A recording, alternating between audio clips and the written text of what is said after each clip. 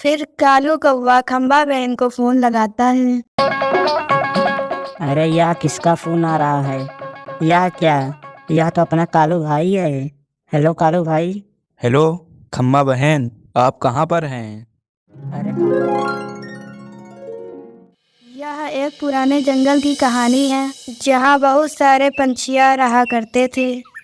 सभी पंछियाँ बहुत ही ईमानदारी से कमाते और खाते थे। और उसी जंगल में एक कालू कौवा भी रहता था जो कि वह कुछ भी काम नहीं करता था। और जब रात हो जाती थी तो किसी के घर में छिप कर जाता था और कुछ खाने पीने के सामान को चुरा लेता था और उसी खाने को 4-5 दिन तक खाता था। बहुत दिन हो गया है कुछ चटपटा खाए हुए, कहीं ना कहीं से कुछ जुगाड़ करना होगा। तब वह चिंटू बकुले के पास गया, जो कि चिंटू बकुले ने बहुत सारी मुर्गियों को पाला था। क्यों ना इस मुर्गे को पकड़कर आज इसकी बिरयानी बनाऊं। लेकिन इस मुर्गे को पकड़ने के लिए मुझको यह देखना होगा कि चिंटू बकुला अपने मुर्गे को कहाँ चराने ले जाता है। वह कालू कौवा चिंटू बकुले का पीछा करता है और पीछा करते करते वह पहाड़ पर जाते हैं। उसके बाद कालू कौवा कुछ सोचता है। अगर मैं अभी चिंटू बकुला को दिख गया तो अगर उसका मुर्गा चोरी हो गया तो वह मुझ पर ही शक करेगा। उसके बाद कालू कौवा एक बड़े पत्थर के पीछे छिप गया और अपनी तरफ मुर्गियों के आने का इंतजार करने लगा। कुछ ही देर में वहां एक मुर्गा आया। तब कालू कौवे ने उस मुर्गे को पकड़ लिया और पत्थर के पीछे छिप गया। और जब चिंटू बकुला अपने सभी मुर्गियों को वहां से ले जाने लगा, तभी जो कालू कौवे के पास मुर्गा था वह चिल्लाने लगा। यह सुनकर चिंटू बकुला ने अपनी मुर्गियों को ढूंढने लगा, लेकिन उसने बहुत ढूंढने की कोशिश की पर उसका मुर्गा नहीं मिला। यहाँ तो कोई भी नहीं है, लगता है और किसी के मुर्गा होगा। मैं घर जाके अपनी मुर्गियों की गिनती करूँगा। चिंटू बकुला ऐसा बोलकर वहां से चला जाता है। कालू कौवा यह सब कुछ देखकर बहुत खुश हुआ। चिंटू बकुला, या तेरा मुर्गा मेरे पेट में अब जाएगा। मैं अभी अपने घर पे जाकर इसकी बिरयानी बनाता हूँ। और इधर जब चिंटू बकुला अपने घर पहुंच गया तब उसने देखा कि उसका एक मुर्गा नहीं है। अरे ये क्या, मेरा मोटा मुर्गा कहाँ गया? लगता है कि मेरा मुर्गा पहाड़ पर गुम हो गया है। मैं अभी पहाड़ पर देख कर आता हूँ। मैं क्यों ना अपने दोस्तों को भी बुला लेता हूँ, वह लोग बहुत अच्छी बिरयानी बनाएंगे। चलो खम्मा बहन को भी बुला लेता हूँ। फिर कालू कौवा खम्बा बहन को फोन लगाता है। अरे यह किसका फोन आ रहा है? यह क्या? यह तो अपना कालू भाई है। हेलो कालू भाई। हेलो खम्मा बहन, आप कहाँ पर हैं? अरे कालू भाई, मैं तो अभी बाहर हूँ, खाने की तलाश में आया हूँ। फिर खम्मा बहन, तुम मेरे घर पे आ जाओ, मैं तुमको बिरयानी खिलाता हूँ। अरे कालू भाई, मैं अभी आती हूँ, मुझको बिरयानी खाए बहुत दिन हो गए हैं। फिर खम्बा बहन जल्दी से कालू कौवे के घर आती है। हाँ कालू भाई, बोलो क्या बात है? तुम ये मुर्गा कहाँ से लाए? खम्मा बहन, इस मुर्गे को हम लोग बिरयानी बनाएंगे, इसलिए मैंने तुमको यहाँ पर बुलाया है। तुम बिरयानी बहुत ही स्वादिष्ट बनाती हो। ठीक है कालू भाई, मैं अभी इस मुर्गे को बिरयानी बनाकर कुछ देर में आता हूँ और हम साथ में बैठकर खाएंगे। और फिर क्या था, बिरयानी बनाने लगी और कुछ ही देर में बिरयानी बनकर तैयार हो गई। वाह खम्मा बहन, तुमने तो कमाल ही कर दिया। इतनी अच्छी खुशबू आ रही है, चलो खाना शुरू करते हैं। और जैसे ही खम्बा बहन और कालू कौवा खाना शुरू करने ही वाले थे, तभी चिंटू बकुला वहां आ गया और दरवाजे को खटखटाने लगा। खम्मा बहन, तुम लोग अभी खाना शुरू मत करना, मैं अभी देख के आता हूँ कि दरवाजे पर कौन आया है। कालू कौवा जैसे ही दरवाजा को खोलता है, उसके सामने चिंटू बकुला खड़ा था। कालू कौवा उसको देखकर घबरा जाता है और वह वहां से तुरंत भाग के खम्बा बहन के पास जाता है। अरे खम्मा बहन, अरे खम्मा बहन, दरवाजे पे तो चिंटू बकुला आया है। मैंने उसके ही मुर्गे की बिरयानी बनाई है। अरे कालू भाई तुम चिंता मत करो, मैं सब संभाल लूंगा। अरे कालू कौवा मुझे देखकर अंदर क्यों भाग गया? क्या बात है? अंदर जाकर देखना पड़ेगा। फिर चिंटू बकुला कालू कौवा और खम्बा बहन के पास जाता है। अरे चिंटू भाई, कैसे आना हुआ? क्या बात है? क्या खम्बा बहन, मेरा मुर्गा गुम हो गया है। क्या आपने मेरे मुर्गे को देखा? फिर खम्बा बहन कहती है, हाँ हाँ चिंटू भाई, मुझको पता है आपका मुर्गा कहाँ पर है। अरे खम्बा बहन, पहले बताओ कि मेरा मुर्गा कहाँ पर है। अरे चिंटू भाई, हम लोग बिरयानी खाने जा रहे हैं। लगता है कि आपको भी भूख लगी है। पहले आप बिरयानी खा लो, तब उसके बाद में मैं बताता हूँ आपका मुर्गा कहाँ पर है।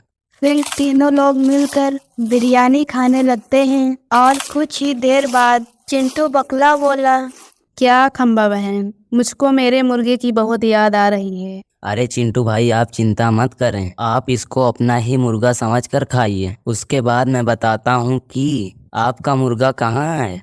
और फिर चिंटू बकुला बिरयानी खाने लगता है और सभी लोग बिरयानी खा ही रहे थे। तभी कालू कौवा बोला, चिंटू बकुले भाई, यह आपकी ही बिरयानी है, अपना ही समझ कर खाओ। और उसके बाद तीनों लोग बिरयानी खाने लगे और कुछ ही देर में सारी बिरयानी खा लिए। आप लोगों को बहुत बहुत धन्यवाद, बिरयानी बहुत अच्छी थी। अब खम्बा बहन, यह बताओ कि मेरा मुर्गा कहाँ पर है। क्या चिंटू भाई, आप भी ना कितना अच्छा मजाक करते हैं। अभी आपने अपना ही मुर्गा खुद ही खा गए और हमसे पूछते हैं कि मेरा मुर्गा कहाँ है। अरे इसका क्या मतलब है कि मैंने अपना मुर्गा कब खाया? क्या चिंटू भाई, अभी जो आपने बिरयानी खाई वह आपके ही मुर्गे की बिरयानी बनी थी। यानी कि तुमने मेरे ही मुर्गे की बिरयानी बनाकर तुमने मुझको ही खिला दी। अब मैं तुमको नहीं छोड़ूंगा। चिंटू बकुला को ऐसा कहते ही कालू कौवा और खम्बा बहन और चिंटू बकुले को उसी घर के अंदर बंद कर दिया और वह लोग वहां से भाग गए। क्या चील, तुम मुझसे डर गए क्या? मैं किस लिए तुमसे डरूं? मीकू और चील में लड़ाई शुरू हो गई। एक ही झटके में मीकू की जान चली गई। किसी जंगल में एक कौवे का झुंड रहता था। उसमें से एक कौवा बहुत ही घमंडी था। वह अक्सर ऐसा दिखाता था कि उसको सभी काम आते हैं। तुम सब लोगों से नहीं होगा, हटो, मैं करके दिखाता हूँ कि यह कैसे होता है। जबकि मीकू को कुछ भी नहीं आता था, लेकिन मीकू की मम्मी झुंड की रानी थी, इसीलिए सब लोग मीकू को कुछ भी नहीं कहते थे। मीकू कौवे की मम्मी को उसकी हरकत पसंद नहीं थी। बेटा, अक्सायक से ज्यादा घमंड एक दिन तुम्हारी जान ही लेकर मानेगा। लेकिन मीकू कौवा अपनी माँ की बातों को नहीं मानता था, अपने ही मनमौजी करता रहता था। माँ, इन सब कौवों को कुछ भी नहीं आता, लेकिन मुझे सब कुछ आता है। इसी तरह दिन बीतता रहा और मीकू कौवा सब लोगों के कामों में अपनी टांग अड़ाता रहा। और फिर एक दिन सभी कौवे खाने की तलाश में दूसरी जंगल की ओर गए। कुछ दूर जाने के बाद और उसी जंगल में एक खतरनाक चील बैठा था। चील की नज़र उन सभी कौवों पर पड़ी। हा, अब मुझको खाना ढूंढने नहीं जाना पड़ेगा, क्योंकि मेरे पास खुद ही खाना चलकर आ रहा है। अब मुझको कई दिनों तक खाने की दिक्कत नहीं होगी। ऐसा सोचते हुए चील कौवे के पास जाता है। अरे कौवो, तुम लोग क्या करने आए हो? क्या तुमको नहीं पता यह जंगल मेरा है और जो इस जंगल में आता है वह दोबारा लौट कर नहीं जाता है। नहीं, हम लोगों को पता नहीं है। हम लोग सिर्फ इधर खाने की खोज में आए थे। आप हमको जाने दो, अब हम दोबारा आपके जंगल में नहीं आएंगे। सभी कौवे चील से कहते हैं कि हम लोगों को छोड़ दो। लेकिन चील किसी की बातों को नहीं सुनता है और उन सभी को अपने घोंसले में ले आता है और उन सभी के पैरों में एक एक करके रस्सी से बांध दिया। ढोलू नाम का एक कौवे की रस्सी बहुत ही ढीली थी। वह रस्सी से अपने पैरों को बड़ी आसानी से निकाल लिया। चील, हम लोगों को छोड़ दो। अगर मुझको तुम लोगों को छोड़ना ही था तो मैं तुमको क्यों पकड़ता। मैं तो तुम लोगों को एक एक करके बहुत दिनों तक खाऊंगा। ऐसा कहकर चील नदी के पास जाकर पानी पीने लगा। इसी बीच में ढोलू नाम का कौवा अपने पैरों के रस्सी को ढीला करके वहां से बच के अपनी रानी कौवी के पास आ गया। रानी जी, हमारे सभी साथियों को एक चील ने पकड़ लिया है और वह कुछ ही देर में उन सभी को खा लेगा। हम लोगों को अभी वहां जाकर सभी कौवों को बचाना होगा, नहीं तो चील उन सभी को खा जाएगा। और सभी लोग जाने की तैयारी में लग जाते हैं। तभी मीकू कौवा बोलता है कि आप लोग यहीं रहिए, मैं अकेला ही जाकर सभी कौवों को चील के चंगुल से बचा कर लाता हूँ। लेकिन मीकू, तुम यह सब अकेले कैसे कर पाओगे, इसलिए हम भी तुम्हारे साथ चलेंगे। ठीक है, अगर आप लोग इतना कहते हैं तो मैं आप लोगों को अपने साथ ले चलता हूँ। रानी कौवी को पता था कि मीकू अकेला कुछ भी नहीं कर सकता और वह मामले को और भी खराब कर देगा। रानी कौवी अपने सैनिकों के साथ चील के घोंसले के पास जाती है। वह रहे हमारे साथी, मैं अभी जाता हूँ और उन सभी के पैरों की रस्सी को खोल देता हूँ।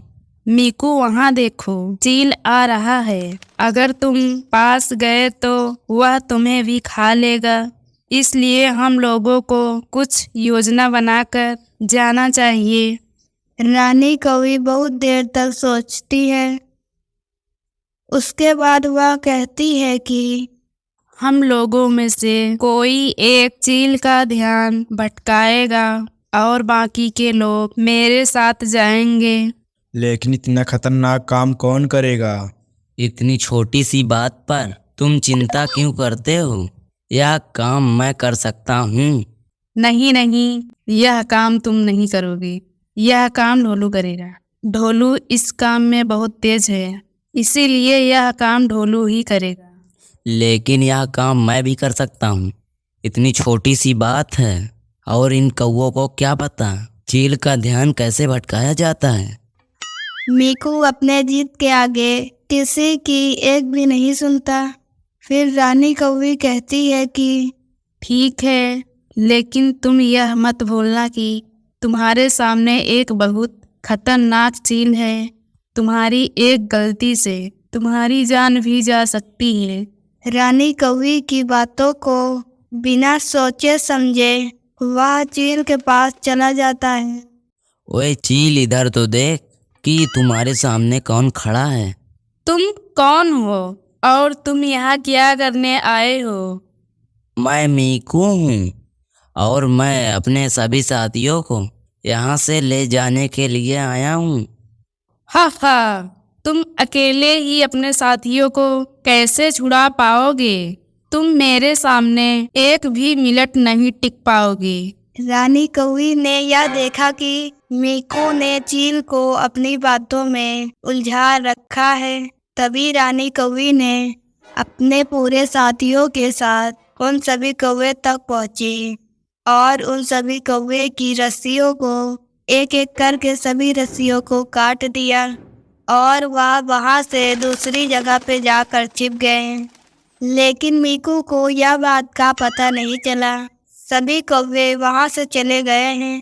फिर रानी कौवे मीकू, अब चलो, हमारा काम हो गया है। नहीं, आज मैं इस चील को हरा के ही मानूंगा। लेकिन यह चील तुमको मार डालेगा। इसके पास तुमसे कई गुना ताकत है। यहाँ से चलो मीकू। रानी कौवी मीकू को बहुत समझाती है, लेकिन मीकू अपने जिद पर ही अड़ा रहा। क्या चील, तुम मुझसे डर गए क्या? मैं किस लिए तुमसे डरूं? मैं देखता हूँ कि तुम्हारे पास कितनी ताकत है। मीकू और चील में लड़ाई शुरू हो गई। एक ही झटके में मीकू की जान चली गई। यह सब कुछ दूर से रानी कौवी देख रही थी। मीकू, मैं तुमको बार बार समझाती रही, यहाँ से चलो, लेकिन तुमने मेरी एक भी बात नहीं मानी। बच्चों, मीकू की जान उसके घमंड और उसके जिद के कारण गई थी। इसलिए बच्चों, हम लोगों को ज़्यादा घमंड और जिद नहीं करना चाहिए, नहीं तो हमारा भी हाल मीकू कौवे की तरह होगा।